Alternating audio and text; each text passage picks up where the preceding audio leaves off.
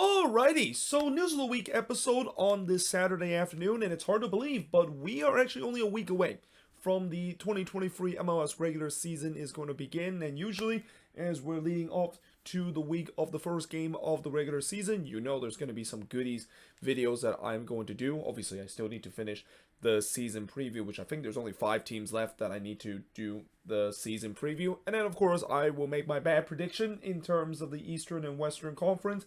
And also, I'll make my emotion index preseason style, looking at what every team feels like as they head into this upcoming season. And then I'll also do a fun video talking about each team's jersey, because I'm pretty sure every single team except for 2 have released their jerseys for this upcoming season.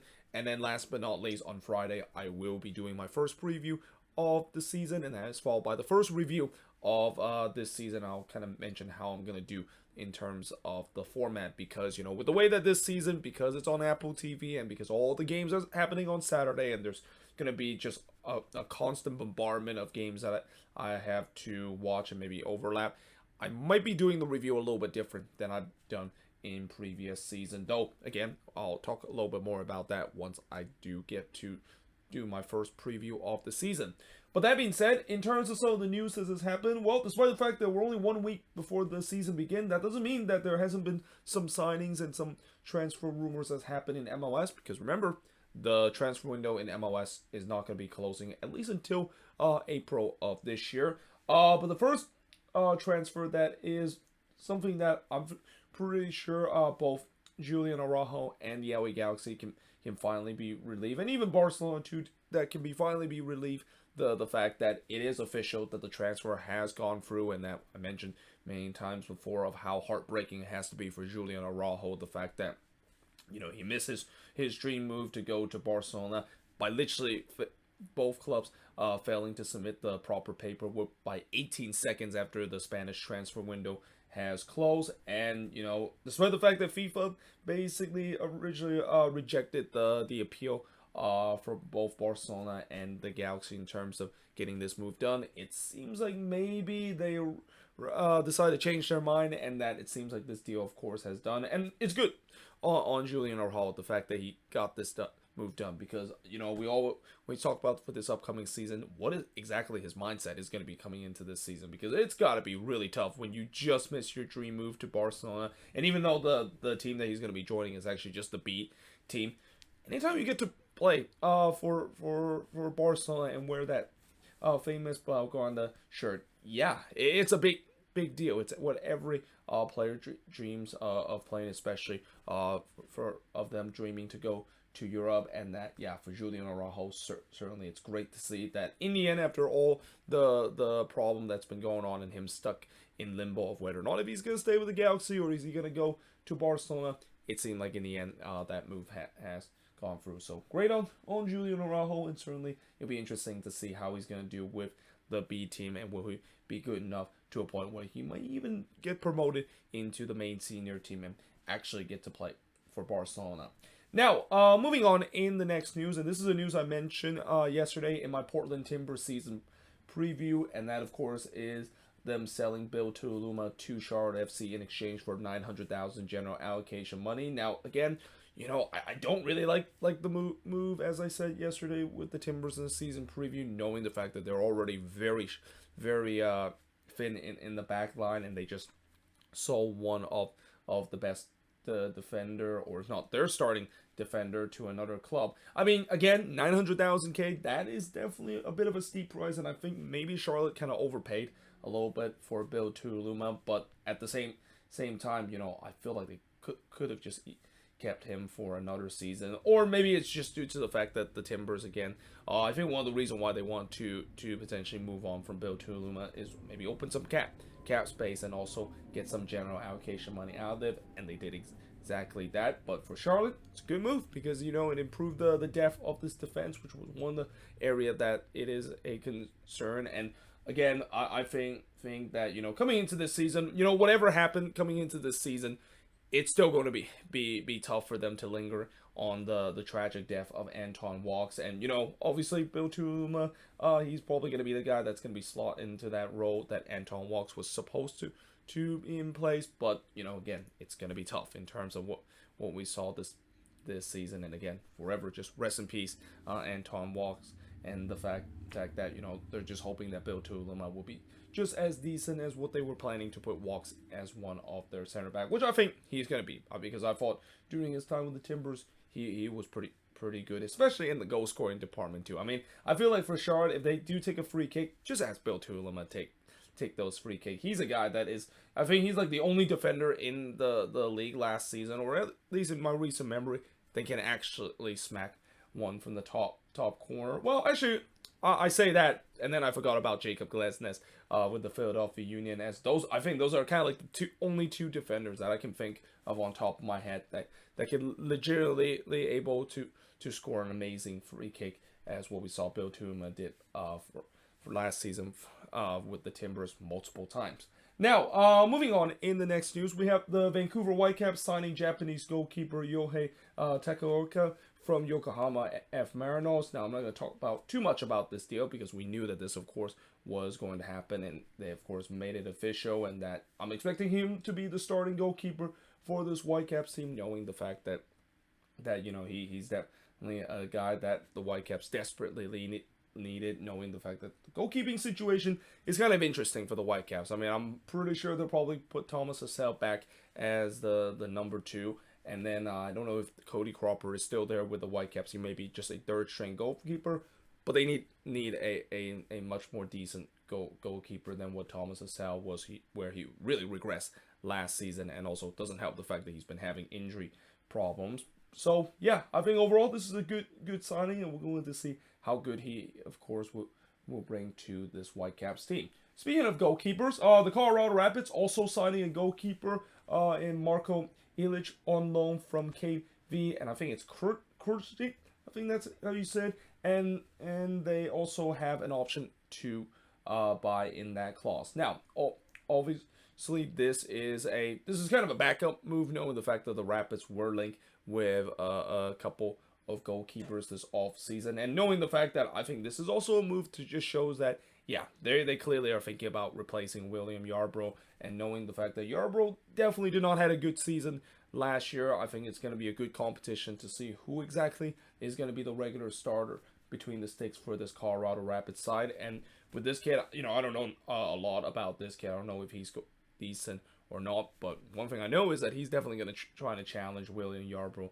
in that spot, and Robin Fraser is going to have a big decision to make to see who exactly is going to be his starting goalkeeper. I mean, I feel like it's still probably going to be Yarbrough between the stick, but don't be surprised if Marco Ilic turns out to do well for this remaining part of the preseason. Maybe Robin Fraser might thrust him in, and if he, of course, looks good, then there's also the chance for the option to buy. I always love to see when clubs decided to loan a player and have an option to buy clause, because it's kind of a low risk, high reward situation. If he turns out to be well, then you can trigger the option to buy clause, and if he doesn't turn well, you don't have to commit to the option to buy clause that the Rapids, of course, has a chance to activate. Now, moving on in the next news, we got the Houston Dynamo signing Tate Smith in exchange for a late-round pick for RSL. Now, Tate Smith has been kind of a utility player for RSL for the past couple of years, and I'm assuming that's kind of the same case with him joining the Dynamo. He's more going to be just a utility player and a guy that's going to add more depth in terms of this team. Now, Sporting KC, they have signed former Nashville center back Robert Castellanos. Now, obviously, this is clearly a desperation move for Sporting KC, knowing the fact that they desperately need center back depth. And, during the time of Robert Castellanos, he's been kind of just a backup center back for this Nashville team. I mean, he's appeared for this team a couple of times, doesn't really got a lot of minutes, and are more used for depth pieces and kind of utility player rather than just a regular starter. But I don't think Sporting KC really care, because Sporting KC, they absolutely need some depth in terms of the center back position, and I think getting Robert Castellanos will definitely help their causes in terms of just simply not have enough defender heading into this upcoming season. Now, speaking of defender, Austin FC decided to loan one of their defender in Johan Romania to Club Olympia to Paraguay. Now, there's no doubt that Romania definitely took a huge drop in terms of quality last season, to a point where he actually wasn't even the regular starter anymore. It was between Gabrielson and Cascante being the center back partnership, and Romania just kind of come off the bench. And knowing the fact that this season it seems like it's going to be Vasainen and Cascante as the center back partnership, it looks like Romania is going to get relegated with bench duty again, and that maybe he's not happy with the fact that is the case. So that's why he decided to go on loan to South America, and we'll see how he's going to do. We'll see whether if he's going to do well in a way where maybe Austin could get some money out of this deal, because I think there's also an option to buy where if Romania turns out to do well with Club Olympia, they of course will just buy him outright, and Austin will receive some transfer out of that. Now, speaking of defenders again, NYCFC have exercised an off-season buyout on defender Chris Gloucester. So yeah, I mean, this is not a big surprise because Chris Gloucester, a pretty big flop in MLS. He's a guy that just never really kind of worked out for NYCFC. And I mentioned before with NYCFC, they're always known for signing players that, you know, are playing in Europe and doesn't quite work out, but they decide to bring him back to MLS and develop to be a decent player. Well, we so far saw Keaton Parks be an example of that, and Keaton Parks has been a huge impact to this midfield for NYCFC. But then you also see guys like Jadino Zalainem and Chris Gloucester, now guys that, you know, hope that they were going to come back to MLS and rejuvenate their career so that they can go back to Europe and continue to maybe knock on the U.S. men's national team kind of calling card. But no, it turns out that, of course, is not the case, and that, yeah, you know, it's not a big surprise they decided to move on from him.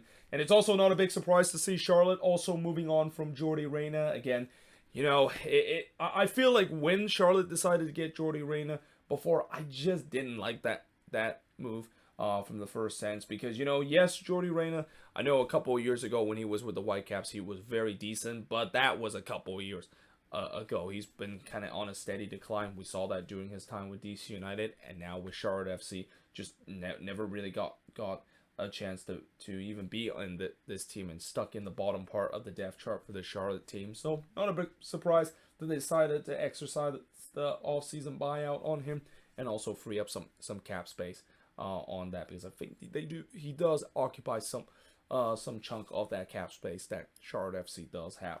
Now, moving on in the next news, and now talk about some transfer rumors. So there is a report that there are some European giants like Newcastle and Bayern Munich are interested in signing Quakes attacker K Cow. In fact, there's also some other team like Juventus is interested in terms of signing Quakes attackers K Cow. Now, you know, for me, I feel like for the Quakes, you know, K Cow is definitely one of the biggest asset that they going to eventually sell him off to Europe. But I still think that, you know, for the Quakes, just for the best thing that they need to do with K Cow is that just kind of keep him for another season or two. I mean, I'm actually really excited to see how K Cow is going to do this season. I mean, last season, it was kind of disappointing that his development kind of stalled out, but a lot of that has to do with the fact that the Quakes simply just punt the season away with the Almeida fiasco, and then, you know, him also never being unsettled with Alex Carvalho in charge. But now you have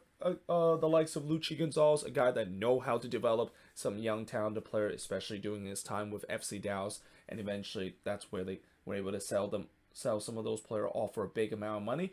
I feel like this is going to be the same case for K Cow, and especially, you know, the hype of K Cow is once again started to be real with the way that he put on a very good performance during the U.S. men's national team January camp. So there's no doubt that I think K Cow can have a breakthrough season, and I think that's where the Quakes can get a big amount of money, because I feel like, you know, when I look at the potential of K Cow, there's definitely a high ceiling to reach there. But I think there's also some part of his games that he needs to continue to develop. And again, this is where I think bringing Luchi Gonzalez from this offseason was a great hiring for the Quakes, because you got a lot of these good young players coming out of the Quakes academy, and some good young players that they can definitely develop into a way where the Quakes can finally be that team that, you know, I'm sorry to seeing them being like the FC Dallas and the Philadelphia Union of the world, trying to use their academy heavily, and also getting some smart signing elsewhere, and eventually develop them to a way where they can sell off pieces, but also can start to be competitive in MLS too. Now, moving on in the next news, the LA Galaxy is in advanced talk with Fluminense right back Lucas Caligari. Now, obviously, this is clearly the replacement for Julian Araujo, and I think this is not a big surprise. The Galaxy immediately looked to try to get a replacement for him. Now, if they are going to get him, I would say at the very earliest, they probably could get him in March, because I think they also said that there's some visa issue that could be in place if they do indeed sign him right now. But nevertheless, they definitely need a replacement for Julian Araujo, and I think that is going to be something we're going to hear from the Galaxy for the next couple of weeks, where they're going to try to hunt for a right back that can be a decent replacement for the one that Julian Araujo that they lost this offseason. Now, moving on in the next news, we have some. Moving on from some news that's not related to signings and transfer rumors. Looks like non-national TV games are gonna actually kick off 9 minutes to the advertised kickoff. So, as you probably have watched some of my previews I've done, I always talk about how, there's the advertised kickoff game, which is like 7 p.m. Eastern, 4 p.m. Pacific, or in this case, most of the game will be like 7:30 p.m. Local time and so forth. Well, I also mentioned before actual kickoff time. I put it in the bracket, and it's good to see that MLS finally decided to do that, because for a long time, I think a lot of fans were frustrated with the way that, the game actually doesn't kick off at 7:30 as it's advertised. It actually kick off like 7:37, 7:38 or so forth. Well, it seems like it's going to now be kicking off at 7:39, as we see most of these 7:30 game, and this of course is the non-national TV game, so we see some national TV games like on the Fox network. I think they do 25 minutes past the advertised kickoff time, which I think that is just ludicrous. I really do not like how Fox basically does that, and I understand that they of course want to do that pregame, but just I feel like for 25 minutes and add on to that pregame, that is just way too long. And I think this is a perfect time. 9 minutes is a perfect time. I mean, heck, last year when it was like 8 minutes to see all these non-national TV games, that was perfect too. So I think overall it's good to see that MLS, and from what I heard, seems like they have a set time that, now we know for a fact that, now we know exactly when these games is going to kick off, and that it's always going to be 9 minutes past the advertised kickoff time. Now, speaking of TV, TSN and RDS have announced that they are going to be part of the broadcast deal along with Apple TV, and join as the linear TV provider for these MLS games, and they will be broadcasting games for the Canadian team. And in fact, they also announced the broadcast schedule for the 2023 MLS regular season. Good to see that of course is the case, because that was always a question, the fact that, with Apple TV taking place, what's going to happen with these Canadian team? Are they going to retain some of their local broadcaster? And I know for the Vancouver Whitecaps and Toronto FC, they use TSN. Same with CF Montreal, but CF Montreal also have TVA and also RDS, and it seems like RDS is going to be part of that. I'm not sure about TVA though. Maybe TVA will still carry Montreal games. That's still to be determined, but at least hopefully it maybe give us the option when we watch some of those Apple TV games that we can see some of the TSN the feed, because I think if these games are broadcast on TSN, they're going to retain some of their broadcasters. So some of these broadcasters for these network, they're probably going to be still there, but they're just kind of broadcasting this game part of the linear TV deal, just like what we see with Fox.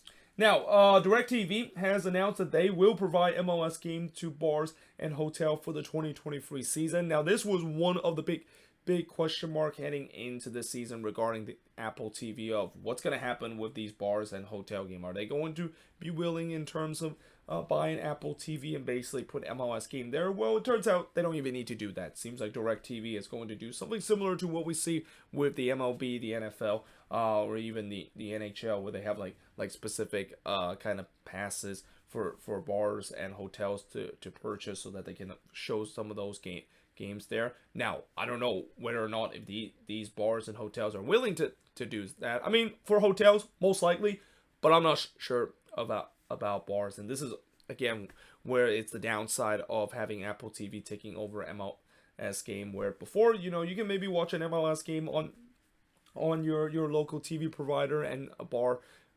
person or a bartender would just easily click that. But now it's kind of a little bit more difficult to do so, and if some bars don't actually want to buy that pass that DirecTV provides, then they're not going to show any MLS game. But at least this does give it some info, the fact that no, Apple TV did not kill the process of all these bars and hotel not able to show MLS game. It's just simply now that DirecTV stepped in, and that they're going to do exactly that. Now, finally, in the last news of the week, and as I mentioned earlier before, with the way that the season starts in about a week, well, there's a lot of excitement in terms of a new season is about to begin in MLS. There's definitely a lot of frustration right now regarding the playoff format. And heading into 1 week before the regular season begin, they still have not announced what the playoff format is going to be. And this is where I am actually a little concerned, because, you know, heading into when I do my prediction video for the Eastern and Western Conference, if they still have yet to announce the playoff format, oh boy, it's going to be hard for me to kind of predict, because then I'm going to kind of have to say that, well, you know, are they going with this current format where the top 7 team will make it, or are they going to what they were proposing, the fact that 18 teams will make it and the top 9 teams in both conference will make it? And, you know, what do I categorize? Is this team going to be a playoff team? Is this team is going to not? Either way, you know, I'm not the only one that is very frustrated about it. I think Phil Neville even mentioned before he's very frustrated, and he feels like the league is being very unprofessional for doing that. And I kind of agree with him, because, again, you know, heading into the season, I'm shocked the fact that the league has still not announced how the playoff format is going to be. Because how are you not announcing it when the season is begin? Like, what? These teams, there's going to be a lot of question for these teams heading into the season. The fact that, well, you know, we don't know how exactly we're going to make it to the playoffs. Are we going to make it the playoffs if we just get the 9th seed? And again, that's just changed everything in terms of how each of these teams view about this upcoming season. And that, again, I'm really hoping eventually they will announce it, because it will be just crazy for them to not announce it once the regular season begin. I mean, I think in general there's going to be a lot of confusion, and just especially if the later they announce it, the more frustrating this season is going to be. Because can you imagine if you're a team that is like in 7th or 8th place in the middle of the season, or even in the latter part of the season, and then MLS basically announce, oh, looks like we're going to make a top 7 format like the old format, and just as you thought that maybe you were going to make it in the playoffs as a 9th seed, nope, we're going with the old format. And you can tell, you're going to see there's going to be a lot of frustration and just a lot of chaos, and a lot of teams that's going to be very angry to the league if they decided to do that. And I don't think that's going to be the case. That would be just the ultimate chaos case, which I really don't want that to happen. Is even though, you know, chaos in MLS sometimes reigns supreme, that's the bad kind of chaos that I don't want to see the league to have. So I'm really hoping eventually they will announce it, and I'm hoping they announce it before when I do make my prediction for these teams and where they're going to finish in their respective conference, because it's going to be hard for me to do a prediction video, and I don't even know exactly. I know exactly where they're going to finish, but are they going to be a playoff team, or are they not? Especially when we get to the 7th, 8th, and 9th seed kind of team. But there you have it. That is pretty much it in terms of the news of the week episode. As always, let me know in the comments below what do you think of these news, and if there's any news I didn't mention here on the board, let me know in the comments below as well. But yeah, hope you guys enjoyed this video. If you do, make sure you guys like, smash the subscribe button, and yeah, I of course will see you guys next time.